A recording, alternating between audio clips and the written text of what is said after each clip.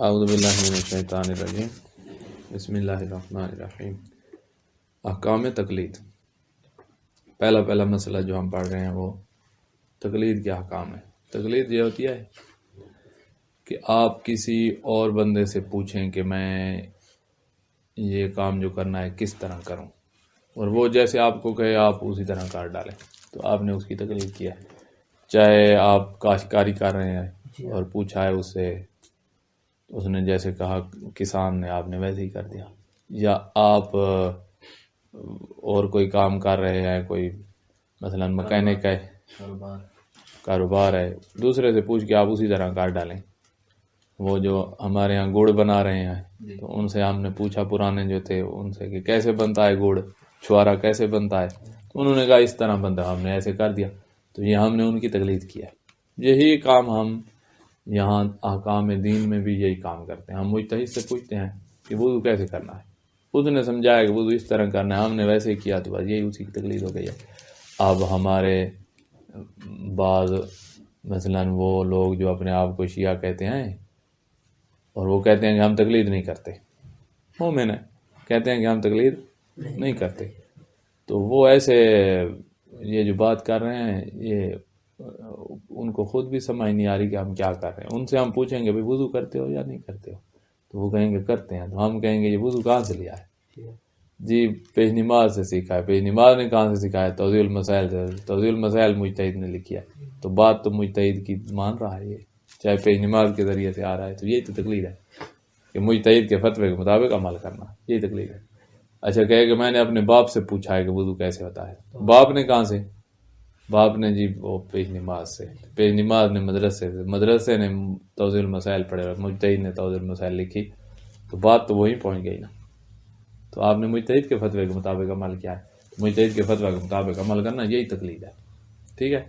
اچھا تقلید سمجھ آ گئی؟ مجتہد کے فتوے کے مطابق عمل ہونا یہ تقلید ہو گئی ہے۔ آپ کو چاہے مجتہد کا نام یاد نہیں ہے، نام پتہ نہیں ہے، اس کے فتوے کے مطابق آپ چلے آئیں۔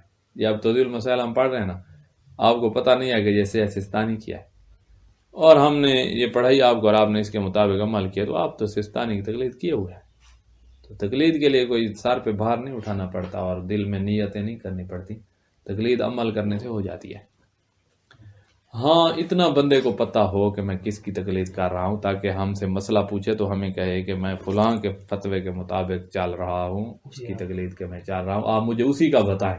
تو اس لیے جو ہے نا آپ کو نام یاد رکھنا پڑے گا کہ کل ہم سے پوچھو گے تو اسی کا ہم سے پوچھو گے۔ تو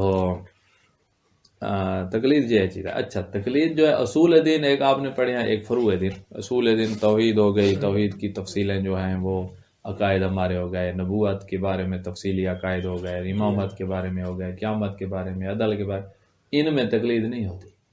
یہ آپ نے جو عقیدہ رکھا ہے اس کی دلیلیں خود ڈھونڈنی ہیں، یہ آپ پہ واجب ہے کہ اس کی دلیلیں ڈھونڈیں کہ اللہ ہے کہ آپ کے پاس کیا دلیل ہے، آپ پہ واجب ہے۔ اللہ ہے کہ نہیں ہے، اس پر کیا دلیل ہے، آپ پہ واجب ہے دلیل ڈھونڈنا۔ اچھا اسی طرح نبوت کا عقیدہ ہے، امامت مولا علی کو جو امام مانتے ہو، کیا دلیل ہے، یہ دلیل اپنے پاس رکھنا واجب ہے۔ جس طرح دوسرے واجبات ہیں اس طرح دلیل رکھنا اپنے پاس واجب ہے، اگر نہ رکھی تو آپ گناہ گار ہو جائیں، تو دلیل آپ کے پاس ہونی چاہیے اصول دین کی۔ تو اصول دین میں تقلید نہیں ہے کہ جی سستانی صاحب نے کہا مولا علی امام ہے تو لہذا ہم بھی کہتے ہیں امام ہے، ایسے نہیں ہے۔ اصول دین میں تقلید نہیں ہوتی، اعمال میں تقلید ہوتی ہے، جو ہم عمل کرتے ہیں۔ نماز ایک عمل ہے، روزہ ایک عمل ہے، حج عمل ہے، وضو غسل عمل ہے۔ مولا کی ولایت یہ عقیدہ ہے، یہ عمل نہیں ہے، یہ عقیدہ ہے، یہ ہم عقیدہ رکھتے ہیں، تو یہ عمل نہیں ہے ہمارے اعضاء و جوارح کا، کوئی آنکھوں کے ساتھ، کانوں کے ساتھ، زبان کے ساتھ یہ عقیدہ نہیں ہے، دل کے ساتھ اس کا۔ تو عقیدے میں تقلید نہیں ہوتی، عقیدے میں دلیل ہوتی ہے۔ تو آپ عقیدہ جو رکھتے ہیں اس پر آپ نے دلیل قائم کرنی ہے۔ ہاں دلیل آپ نے کوئی اپنی طرح سے نہیں بنانی، کتابوں سے ہی پڑھنی ہے، پھر اس کو دیکھیں کہ یہ دلیل ہے یا نہیں، اگر ہے تو اس کو آپ اپنی دلیل بنا لیں، نہیں ہے تو نہ بنائیں۔ تو اس میں تقلید نہیں ہوتی، تقلید ہوتی ہے اعمال میں۔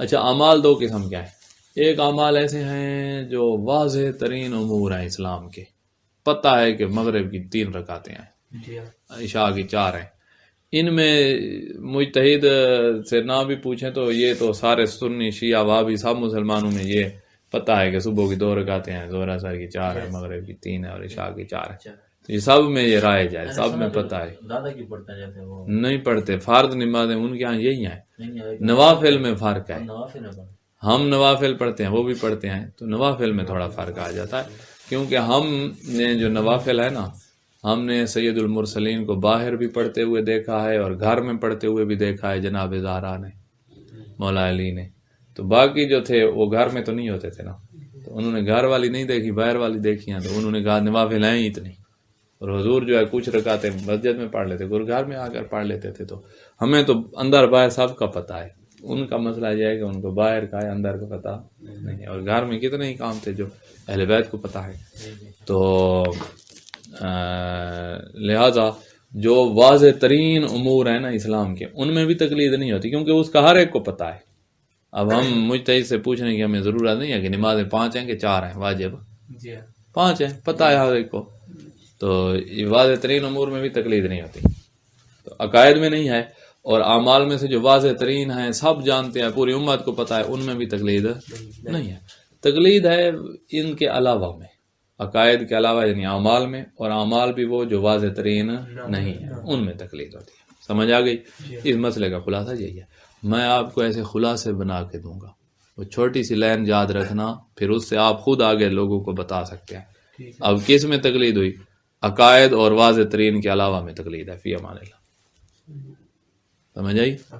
عقائد اور واضح ترین مسائل کے علاوہ میں تقلید ہے۔ اس کا رجسٹر بھی بنانا ہے، جس میں لکھنے کے لیے یاد کریں گے، یہ لائن جو ہے نا، یہ لائن اپنے پاس رکھیں، یہ پہلے مسئلے کی یہ لائن نکلی، اتنا لمبے کی سنو۔ پھر ہر مسلمان کے لیے اصول دین کو از روئے بصیرت جاننا ضروری ہے۔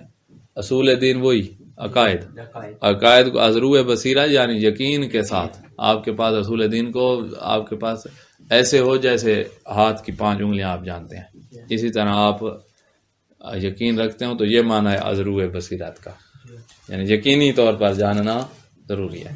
اصول دین میں تقلید نہیں کی جا سکتی، یعنی یہ نہیں ہو سکتا کہ کوئی شخص اصول دین میں کسی صاحب علم کی بات صرف اس وجہ سے مانے کہ وہ کہہ رہا ہے کہ اللہ ایک ہے تو ہم نے بھی کہا اللہ ایک ہے، ایسے نہیں، اللہ ایک ہے پر آپ کو دلیل چاہیے، تقلید نہیں ہے اس میں، ٹھیک ہے۔ لیکن اگر کوئی شخص اسلام کے صحیح عقائد پر یقین رکھتا ہو، ہم مانتے ہیں کہ اللہ ایک ہے، اور اس کا اظہار کرتا ہو اللہ ایک ہے، ہم اس کو مانتے ہیں، اگرچہ یہ اظہار از روئے بصیرت نہ ہو، یقین کے ساتھ نہ ہو، جو دلیل کے از روئے بصیرت یعنی دلیل کے ساتھ، یہ اچھا معنی ہے از روئے بصیرت کا، دلیل یقین ہی دیتی ہے نا۔ اگر دلیل والا یقین نہیں ہے، ویسے والا یقین ہے جو عوام کو ہوتا ہے کہ اللہ ایک ہے، دلیل کے ساتھ ایک یقین آتا ہے، ایک سنی سنائی سے یقین آ جاتا ہے، عوام والا جو ہے وہ سنی سنائی والا یقین ہوتا ہے۔ تو از روئے بصیرت کون سا یقین ہوتا ہے؟ جو دلیل کے ساتھ والا یقین ہوتا ہے، دلیل کے ساتھ والا نہیں ہے، وہ والا یقین ہے سنی سنائی والا، تب بھی وہ مسلمان ہیں لیکن دلیل نہیں رکھتے، اس وجہ سے گناہ گار ہیں عوام، ہاں، تو عقیدہ رکھتے ہیں مسلمان ہیں لیکن دلیل نہیں رکھتے، اس وجہ سے گناہ گار ہیں۔ ٹائم ہی نہیں نکالا اس نے دلیل ڈھونڈنے کا، وہ ساری دن اپنے گنے میں اپنی گندم میں زندگی گزار رہا ہے،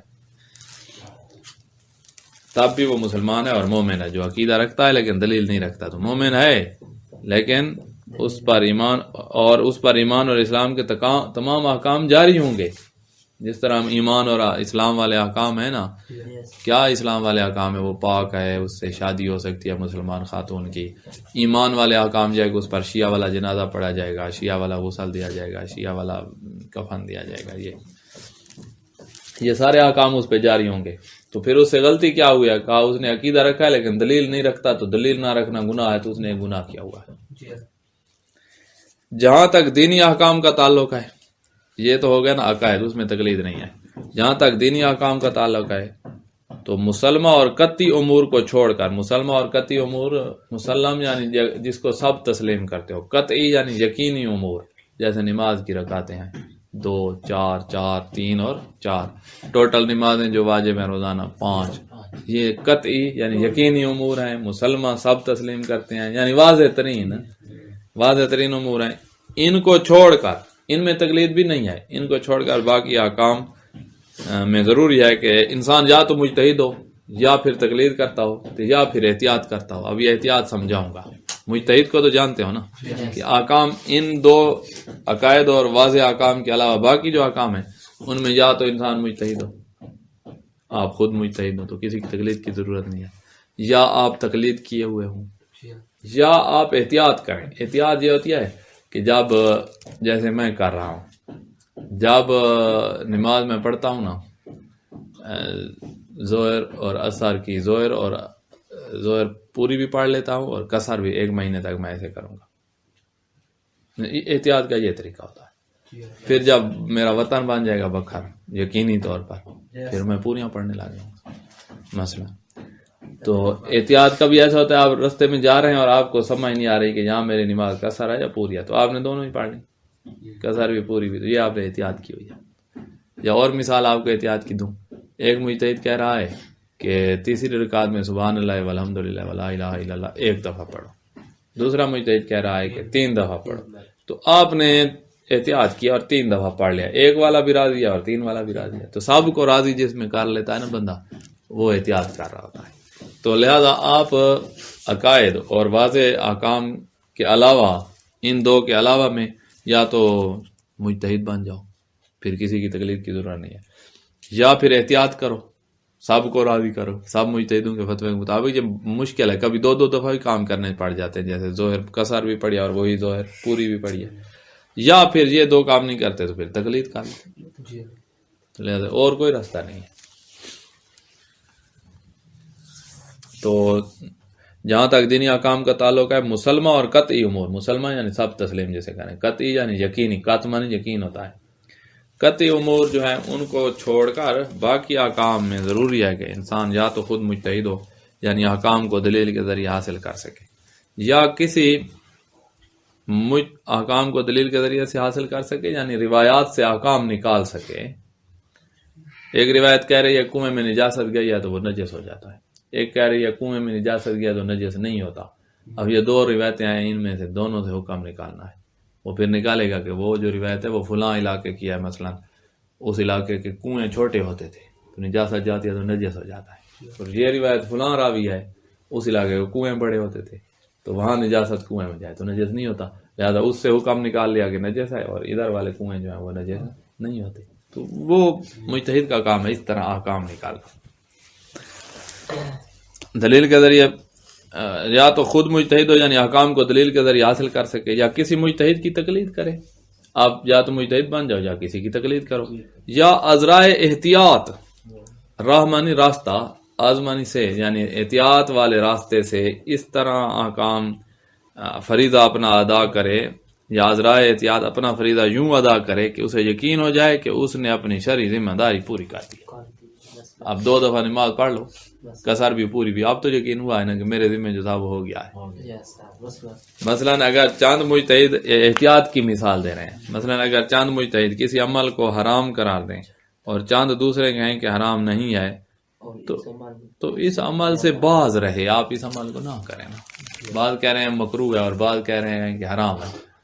تو مکروہ والوں کے نزدیک اگر آپ نے کر لیا تو گناہ نہیں ہے، حرام والوں کے نزدیک گناہ ہے. تو آپ کیوں یہ کام کرتے ہیں؟ نہ کرو گے تو مکروہ والے بھی راضی ہیں اور حرام والے بھی راضی ہیں. یہ احتیاط ہوتی ہے. اور چند دوسرے کہیں کہ حرام نہیں ہے، کچھ کہ حرام ہے کچھ کہ حرام نہیں ہے، تو اس عمل سے باز رہے.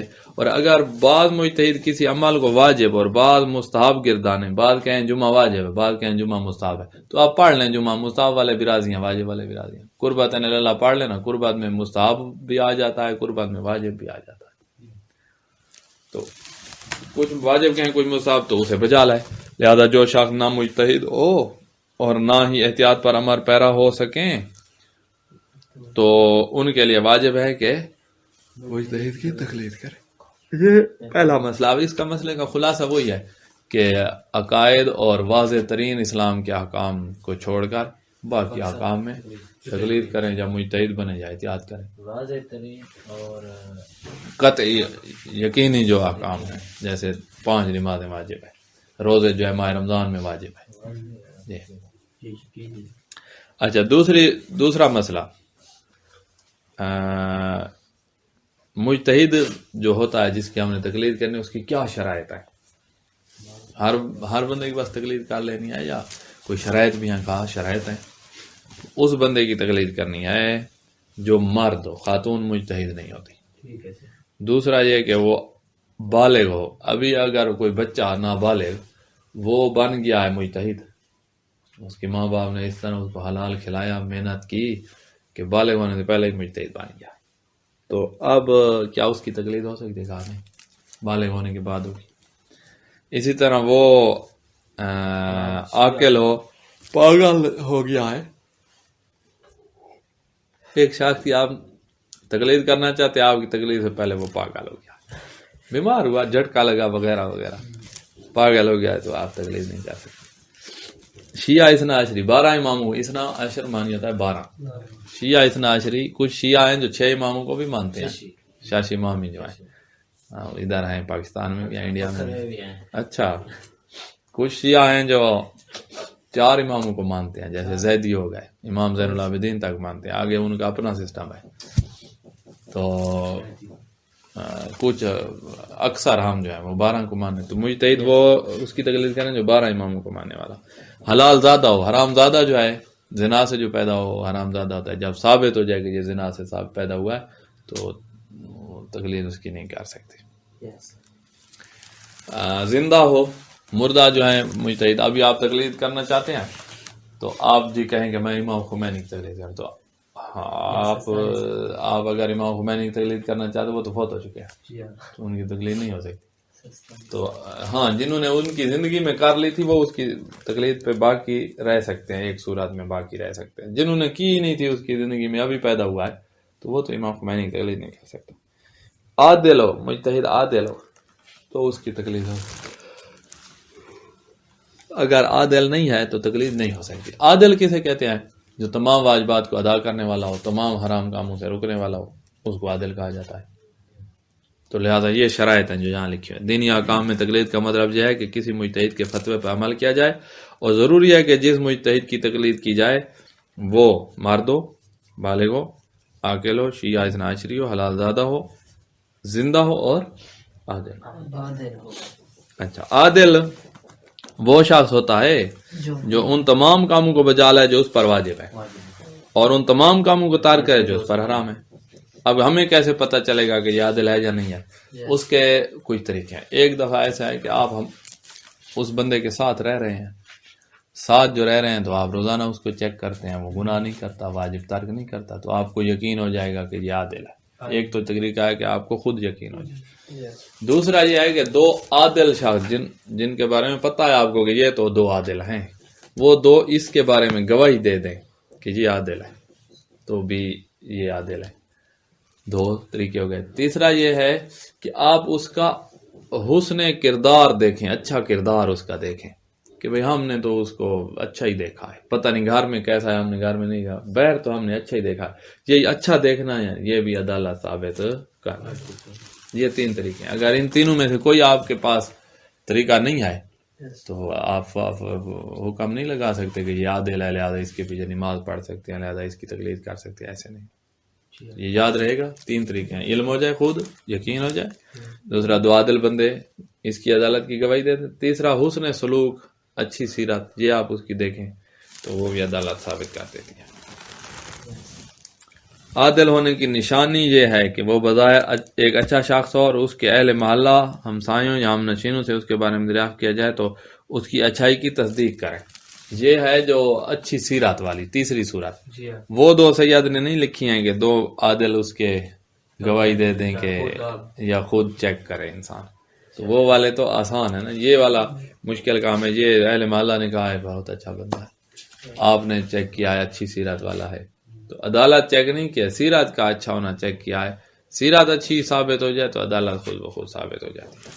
ٹھیک ہے۔ اچھا، اب ایک اور چیز ہے کہ اگر 2 مجتہد ہیں، مثلا سید خامنائی اور سید سستانی، سید خامنائی کہتا ہے کہ زکوٰۃ جب دینے لگو نا گندم کی تو خرچے منفی کر لیا کرو، سید سستانی کہتے ہیں احتیاط واجب بنا پر نہیں کر سکتے۔ اب اختلاف نظر آ رہا ہے نا آپ کو کہ ایک کہہ رہا ہے خرچے منفی کر سکتے ہو، دوسرا کہہ رہا ہے کہ خرچے فرض کرو سید سستانی کا فتویٰ ہو کہ خرچے منفی نہیں کر سکتا، سید خامنائی کا ہو کہ خرچے کر سکتا ہے منفی۔ اب ہم کس کے مطابق چلیں؟ خرچے ہمارے گندم پہ ہو گئے 1 لاکھ روپے، اب وہ منفی کر لیں اور باقی گندم کی زکوٰۃ دیں تو ہمیں 1 بوری دینی پڑے گی. اگر وہ منفی نہ کریں تو ہمیں دینی پڑیں گی مثلا 3 بوریاں.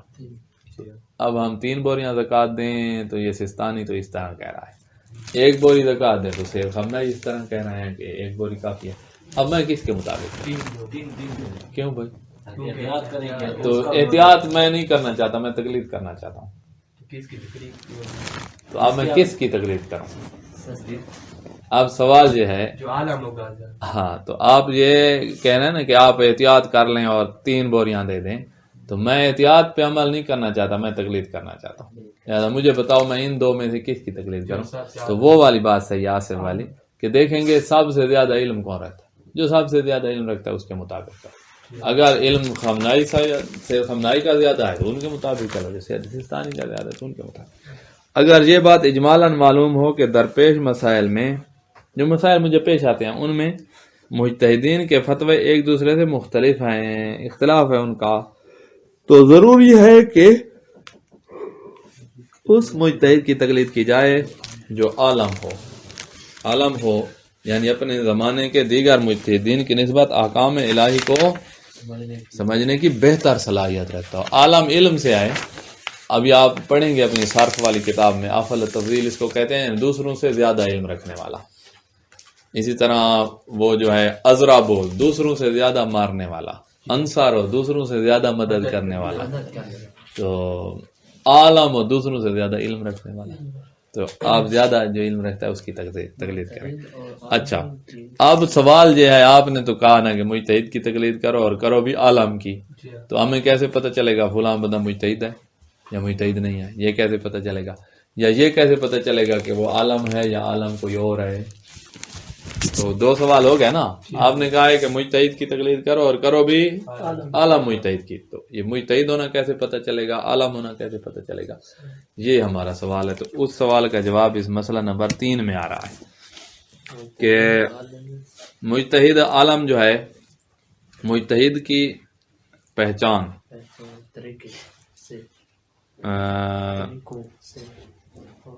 مجتہد اور عالم کی پہچان 3 طریقوں سے ہو سکتی ہے.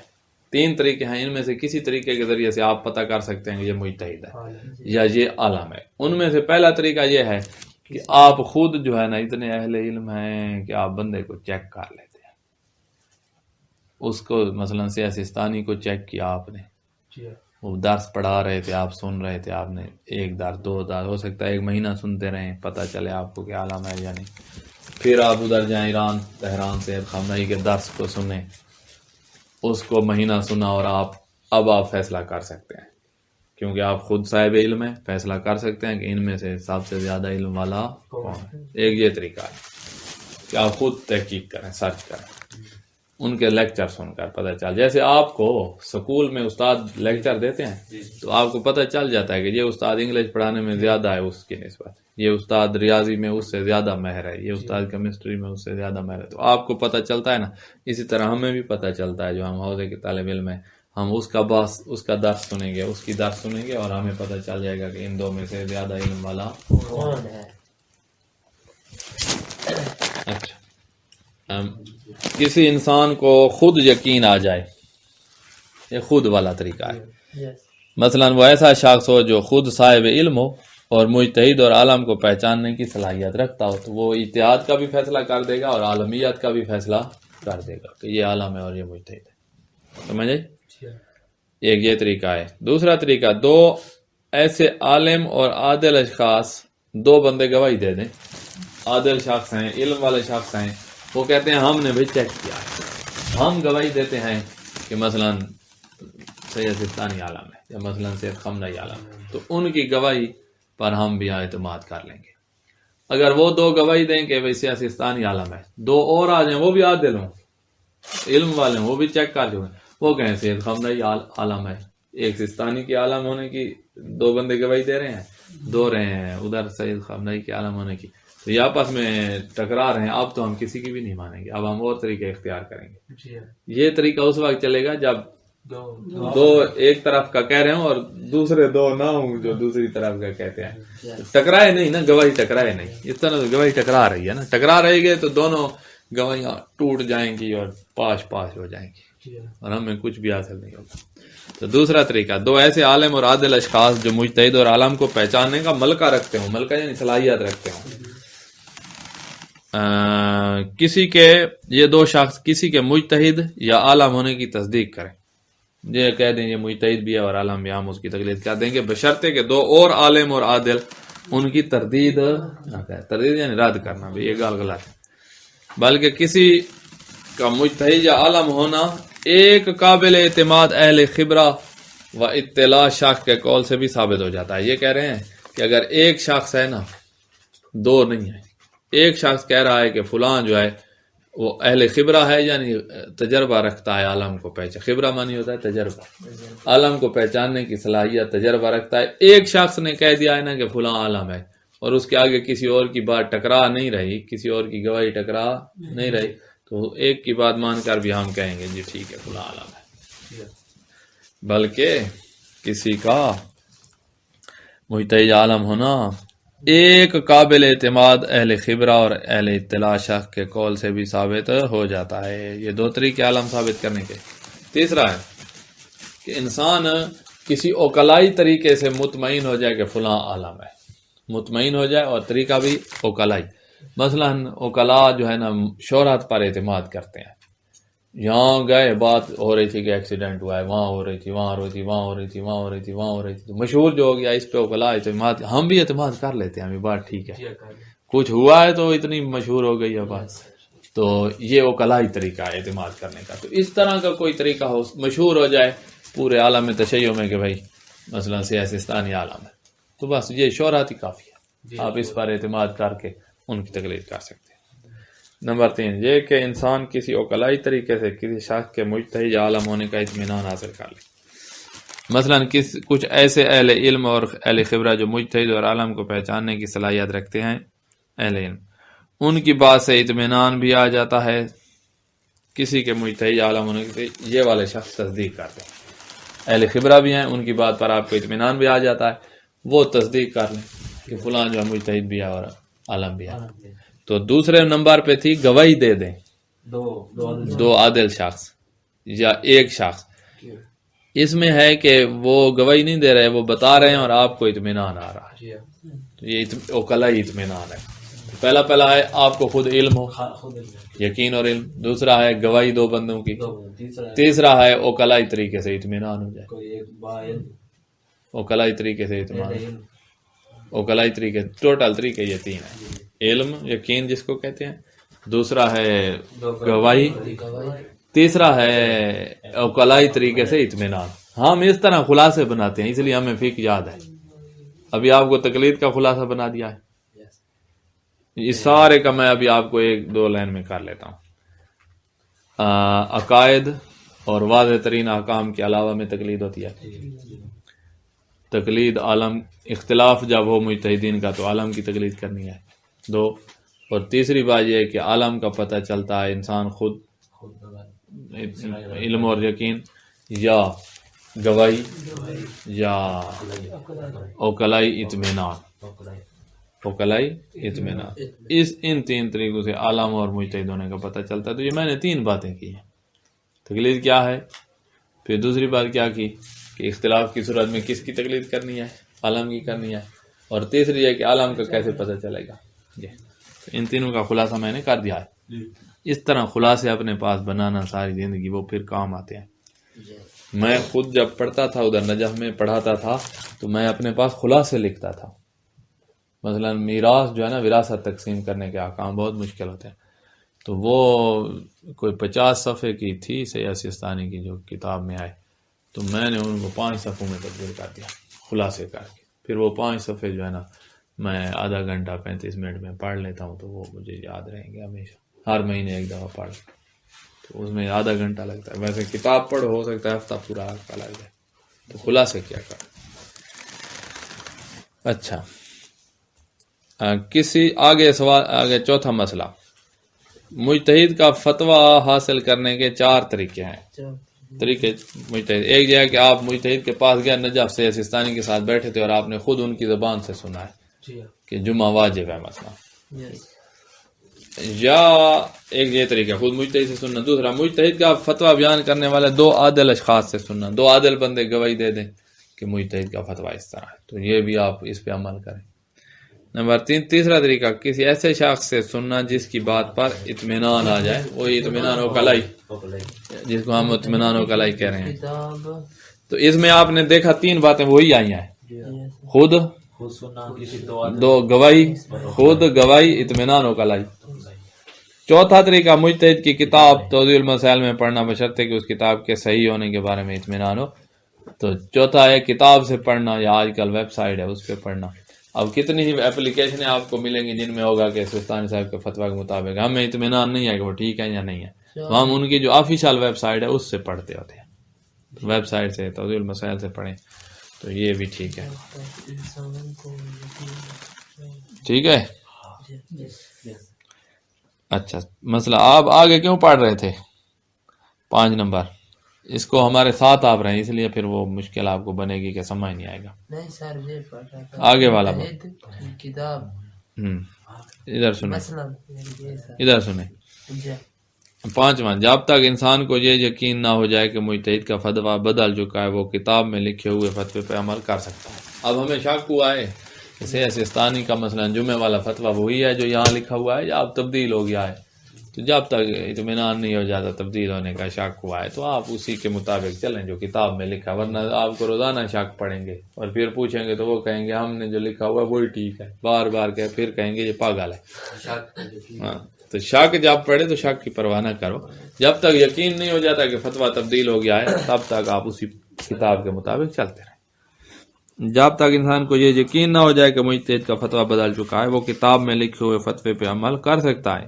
اور اگر فتوے کے بدل جانے کا احتمال ہو، احتمال ہے تھوڑا سا ایسے شک سا آ رہا ہے، چھوٹا سا شک جو ہوتا ہے نا وہ احتمال ہوتا ہے کہ ہو سکتا ہے سید نے تبدیل کر دیا ہو، یہ احتمال ہو تو اس کی پرواہ نہ کریں، آپ اسی کتاب کے مطابق چلیں. اور چھان بین کرنا بھی ضروری نہیں، جب تبدیل کرے گا تو پھر پتہ چلے گا سب کو. ہاں اس کا کام ہے وہ سب تک پہنچائے، بتائے، اپنی کتابوں میں چھپوائے، ویب سائٹ پہ لگائے وغیرہ وغیرہ. اور اگر فتوے کے بدل جانے کا احتمال ہو تو چھان بین کرنا ضروری نہیں ہے.